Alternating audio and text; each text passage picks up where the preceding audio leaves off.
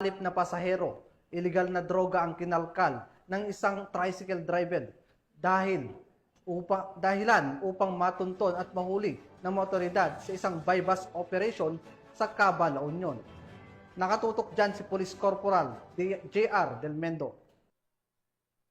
Timbog ang isang 53 anyos na tricycle driver matapos ang isinagawang buy-bus operation ng pinagsanib na puwersa ng Caba Municipal Police Station bilang lead unit, La Union PIU, La Union PDEU at RID-PRO1 na recobre mula sa nasabing sospek ang 2 gramo ng hininalang shabu na nakapaloob sa 3 transparent plastic sachet at nagkakahalaga ng mahigit 13,000 piso. Nakumpiska rin ang isang genuine 500 peso bill na ginamit bilang buy-bus money, isang motorsiklo, sunglasses case, aluminum foil at 2 maliliit na puting papel. Ang inventory at marking sa mga nasabing ebidensya ay sinagawa sa mismong lugar ng operasyon sa presensya ng sospek at ng mga mandatory witnesses. Ang sospek ay naharap ngayon sa kasong paglabag sa Republic Act 9165. Mula dito sa Ilocos Region, ito ang inyong PNN Correspondent, Police Corporal J.R. Del Mendo, alagad ng batas, taga-taguyod ng Balitang Pulis.